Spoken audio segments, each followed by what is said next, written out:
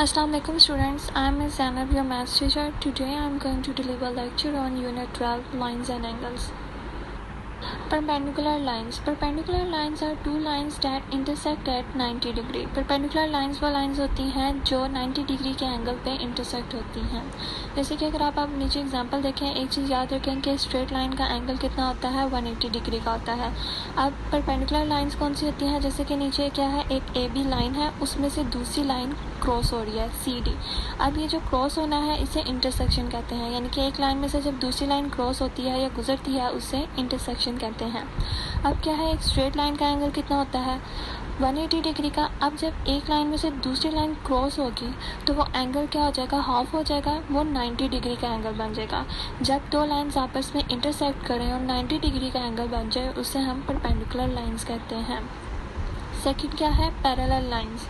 Two lines which have the same distance between them and do not intersect each other. अब parallel lines perpendicular lines के opposite होती हैं, ये एक दूसरे को इंटरसेक्ट नहीं करती, यानी कि एक दूसरे में से क्रॉस नहीं होती. अगर आप नीचे एग्जांपल देखें, एक लाइन क्या है ए बी और दूसरी लाइन क्या है सी डी.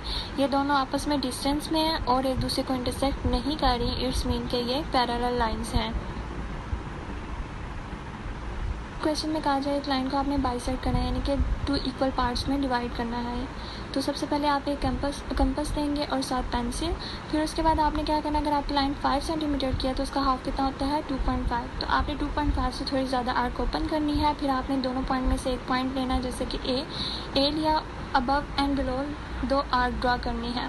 आर्क ड्रा करने के बाद आपने क्या करना है, फिर सेकंड पॉइंट की तरफ, जैसे कि पॉइंट बी है, उधर कंपास रखनी है और उधर से भी दो आर्क ड्रा कर देनी है. अब आपने क्या करना है कि जहाँ पे क्रॉस का मिड पॉइंट बन रहा है वहाँ से आपने दोनों लाइंस को आपस में मैच करना है. Exercise 12A, Question 1. Draw a line segment AB of length 6.6 cm. Bisect it perpendicularly at N using ruler and set square. जैसा मैंने आपको पीछे बताया कि आपने किस तरीके से बाइसेक्ट करना है, सेम उसी प्रोसीजर को हमने इस क्वेश्चन में अप्लाई करना है. स्टेप 1 में हमने क्या करना है, AB पॉइंट लेना है और 6.6 सेंटीमीटर की एक लाइन ड्रा करनी है. उसके बाद सेकंड स्टेप में हमने क्या करना है कि 6.6 का हाफ कितना होता है, 3.3 से थोड़ी बग हमने आर्क ओपन कंपास ओपन करनी है और उससे above and below arc draw करनी है. और उसके बाद हमने जो आर्क ड्रॉ हुई है उसे एक स्ट्रेट लाइन ड्रॉ कर देनी है और जो लाइन ड्रॉ हुई है उसको भी हमने 2 पॉइंट्स का नेम दे देना है. और दोनों लाइंस कहाँ पे मीट हो रही है, मिड पॉइंट पे, और वो मिड पॉइंट का नेम क्या है, एन, क्योंकि क्वेश्चन में उसने कहा है कि आपने एन से उसे रिप्रेजेंट करना है. अब हमने इसी क्वेश्चन के स्टेप्स ऑफ कंस्ट्रक्शन लिखने हैं. जो हमने प्रोसेस किया है उसको स्टेप बाय स्टेप लिखना है. फर्स्ट क्या है, draw a line segment A B equals to 6.6 centimetre. सबसे पहले हमने लाइन सेगमेंट ड्रॉ की थी 6.6 सेंटीमीटर की. सेकंड क्या है, by using compass draw an arc above and below the line A B which is more than half of the 6.6 centimetre. फिर हमने कंपास के यूज़ से आर्क ड्रॉ की थी ए बी पॉइंट से, जो कि हमने आर्क कितनी ओपन की, मोर देन हाफ 6.6 सेंटीमीटर के. थर्ड हमने क्या किया, join C to D which is passes through A B at point N. फिर हमने सी को डी के साथ मैच किया जो कि पास थ्रू हो रहा है ए बी लाइन में से, और किस पॉइंट पे, एन के पॉइंट पे. और लास्ट में हमने बताना है कि जो सी डी है वो परपेंडिकुलर है ए बी के. Question 2. Copy the figure given below on a sheet of tracing paper. Bisect AB, BC and CA using ruler and set squares. What do you observe regarding the points of intersection of the perpendicular bisect? इस question में आपके पास figure given है. उसने कहा है कि आपने A B B C और सी ए को बाइसेक्ट करना है. बाइसेक्ट किसे कहते हैं, डिवाइडेड इनटू 2 पार्ट्स, किसी भी चीज़ को 2 हिस्सों में डिवाइड कर देना. ठीक है. अब इंटरसेक्शन, अब वो कह रहे हैं जब आप इसको डिवाइड कर देंगे तो उसके बाद जो इंटरसेक्शन का पॉइंट बनता है परपेंडिकुलर बाइसेक्ट में, उसमें आप क्या ऑब्जर्व करते हो. इंटरसेक्शन किसे कहते हैं, जैसे मैंने आपको पहले भी बताया कि इंटरसेक्शन कहते हैं कि एक लाइन दूसरी लाइन में से क्रॉस हो रही है, यानी कि दूसरी लाइन को कट कर रही है, उसमें से गुजर रही है. तो इसका आंसर क्या है, the intersection of perpendicular bisect are meeting on a single point. कि जो परपेंडिकुलर बाइसेक्ट हम एक ट्रायंगल को कर रहे हैं उसका इंटरसेक्शन क्या है, एक सिंगल पॉइंट पे जाके मिलता है. वो कैसे, अगर आप नीचे एक फिगर देखें तो इसमें 3 लाइन्स हैं. जैसे कि अगर आप देख रहे हैं बी में से एक लाइन गुजरी है, ए में से गुजरी है और सी. ठीक है. अब ये तीनों लाइंस गुजर रही हैं, एक दूसरे को इंटरसेक्ट कर रही हैं, यानी कि एक दूसरे के अंदर से गुजर रही हैं, और ये तीनों की तीनों लाइन एक पॉइंट पे जाके मिल रही हैं, और वो पॉइंट कौन सा है, मिड पॉइंट, जिसे मैंने जी के साथ रिप्रेजेंट किया हुआ है। तो इट्स मीन कि तीनों की तीनों लाइन कहाँ पे इंटरसेक्ट कर रही हैं, एक मिड पॉइंट पे, और मिड पॉइंट क्या है, एक सिंगल पॉइंट है। तो इसका आंसर क्या हो गया, the intersection of a perpendicular bisect are meeting on a single point, यानी कि तीनों की तीनों लाइन एक ही पॉइंट पे मिल रही हैं। Question 3. In the given figure, AB parallel to CD and PQ is transversal, cutting them at 2 points. Find X and Y. अब इस क्वेश्चन में क्या है, सबसे पहले उसने गिवन में क्या दिया है, अगर आप ये साइड पे फिगर देखें तो इस पे मेंशन हुआ हुआ है कि AB एक लाइन है और दूसरी लाइन कौन सी है, CD। ये दोनों एक दूसरे के ऑपोजिट हैं, इट्स मीन के ये पैरेलल लाइंस हैं, और इनको ट्रांसवर्सल कटिंग कौन सा पॉइंट कर रहा है, P और Q। अब इसमें एक एंगल x आपके पास गिवन है, वो कितना है, 140 डिग्री गिवन है।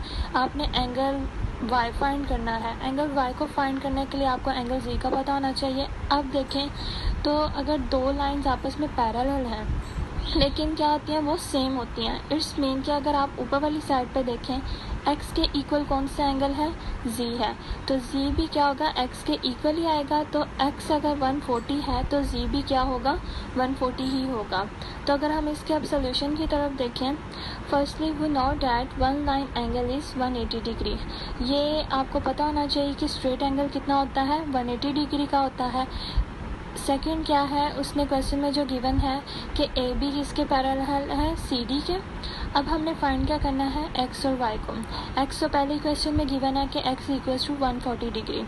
अब एक्स के ऑपोजिट एंगल कौन सा हो गया, z है, तो z भी कितना होगा, 140 डिग्री ही होगा। अब दो एंगल्स को फाइंड करेंगे तो हमारे पास तीसरा एंगल फाइंड हो जाएगा। फर्स्टली क्या आ जाएगा, angle y plus angle z equals to 180 degree, क्योंकि एक स्ट्रेट लाइन का एंगल होता है 180 डिग्री का। अब आपके पास y गिवन है तो y एज इट इज आ जाएगा, और z की जगह क्या आ जाएगा, 140 इक्वल्स टू 180 डिग्री। अब यहाँ पे अगर 140 पॉजिटिव है तो दूसरी साइड पे जाके, इक्वल की साइड पे जाके नेगेटिव हो जाएगा, यानी कि angle y equals to 180 degree minus 140 degree.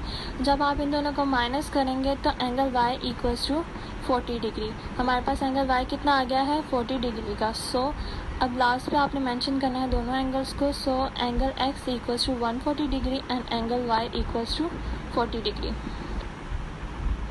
Question 4. The arm of angle ABC and angle DEF are parallel. Find angle X and angle Y. अब इसमें क्या है कि यहाँ पे दो एंगल्स हैं जो कि एक दूसरे के पैरेलल हैं। फर्स्ट सॉल्यूशन में हमारे पास क्या गिवन है, एज AB।